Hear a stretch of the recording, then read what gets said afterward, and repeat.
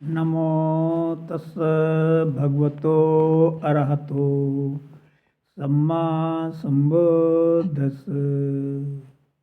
नमो तस् भगवतो अरहतो सम्मा संबुद्धस्स।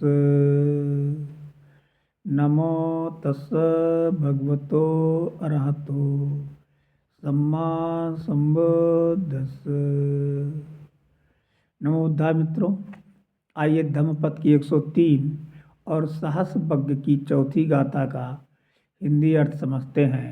गाथा इस प्रकार है।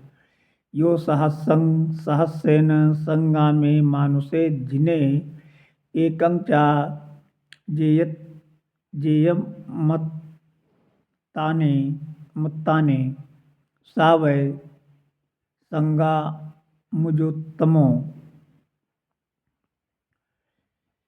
यो जो सहस्त्र सहस्त्रेण हजारों हजार संगामे युद्ध में मानुषे मनुष्यों को जिन्हें जीत लिया है, एकं एक चा और जेय मातानंग अपने आप को जीत लिया है, सा वो वह निश्चय ही संग्राम उत्तमो उत्तम संग्राम विजयी हैं।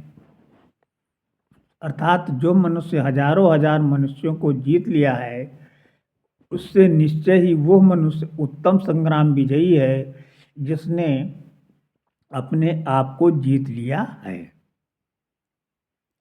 जैसा कि पिछली गाथा में बताया गया था कि एक लड़की जिसने एक चोर से शादी की थी, वो चोर उसे पहाड़ पर ले जा करके उसका आभूषण छीनना चाहता था तथा लड़की को मारना चाहता था। पर लड़की ने अपनी कुशलता से, अपनी चतुराई से उस चोर को पर्वत के नीचे गिरा दिया और वो मर गया। अब आगे की कथा। अब उसने सोचा, उस लड़की ने, कि घर जाने से कोई लाभ नहीं होगा। लोग समझेंगे कि मैंने ही अपने स्वामी को मार दिया है, मेरी कोई बात पर विश्वास नहीं करेगा, अतः मुझे परवज्जा ले लेनी चाहिए। ऐसा सोचकर अपने सारे आभूषण वहीं छोड़कर परिव्राजकों के आश्रम आई और उनसे आग्रह कर प्रवर्जित हो गई। उन्होंने उसे 1000 प्रश्न याद करा दिए और वो कहा कि अब तुम पूरे आर्यावर्त में घूमकर लोगों के साथ शास्त्रार्थ करो। उसने अपना नाम जम्बू परिव्राजिका रख लिया। लोग उससे वाद विवाद करने में सक्षम न थे, अतः कतराते थे। वो भी किसी गांव में भिक्षाटन के लिए प्रवेश करने से पूर्व बालू के ऊपर जम्बू की एक शाखा गाड़ देती थी तथा घोषणा करती थी कि जो मेरे साथ शास्त्रार्थ करने को तैयार हो वो उसे उखाड़े। इस प्रकार घूमती हुई वो एक बार श्रावस्ती के ग्राम द्वार पर पहुंची। वहां पर उसने बालू के ऊपर जम्बू की शाखा गाड़ दी और गांव में भिक्षाटन के लिए प्रवेश कर गई।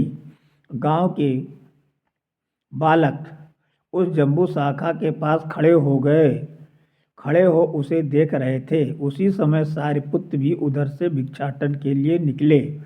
उन्होंने बच्चों से पूछा, ये क्या है? बच्चों ने पूरी बात बताई। तब उन्होंने उनसे कहा, ये शाखा उखाड़ दो। बच्चों ने कहा, नहीं, हमें डर लगता है, तुम उखाड़ दो, उसके प्रश्नों का जवाब मैं दूंगा। बच्चे उत्साहित हुए तथा उस शाखा को उखाड़ फेंका। थोड़ी देर बाद परिव्राजिका लौटी तो उसने पूछा कि शाखा किसने उखाड़ी है? तब बच्चों ने उत्तर दिया कि हमने आर्य के कहने पर उखाड़ा है। परिव्राजिका और स्थविर सारिपुत्र का आमना सामना हुआ, वाद विवाद शुरू हुआ। प्रव्रजिका प्रश्न पूछती गई और स्थविर उत्तर देते गए। अंत में स्थविर ने उससे पूछा, तुम्हारे सभी प्रश्न समाप्त हो गए या कुछ और बाकी हैं? भंते, सभी समाप्त हो गए। तब मैं एक प्रश्न तुमसे पूछूं? पूछिए भंते। स्थविर ने पूछा, एक नाम क्या है? परिव्राजिका को इसका उत्तर ज्ञात नहीं था। उसने अपनी हार मान ली तथा स्थविर से आग्रह किया कि वे उस प्रश्न का उत्तर बतावें। स्थविर ने उससे कहा, तुम मेरे जैसा धर्म परायण बन जाओ तो मुझे प्रव्रजित कर दिया। सारपुत्र ने उसे प्रव्रज्ञा दिला दी। उसका नाम कुंडलकेशी थेरी पड़ा।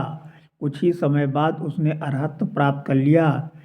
एक दिन धर्मसभा में चर्चा चली कि कुंडलथेरी का धर्म श्रवण बहुत ज़्यादा नहीं था, तब वो अरहत कैसे बन गई? शास्ता ने समझाया, निरर्थक 100 पदों की तुलना में एक सार्थक पद अधिक श्रेयस्कर होता है। तब उन्होंने ये 2 गाथाएं कहीं। कौन सी 2 गाथाएं? यो चा गाथा शतम भाषे अनंत पद संहिता एकम धम्म पदम से यो यम सुत्ता उपसम्मति यो सहस्रम सहस्रेण संगामे मानुषे जिने एकम चा जेयमत्तान्नं सा वै संगा मजमुत्तमो। नमो बुद्धाय। भवतु सब मंगलम।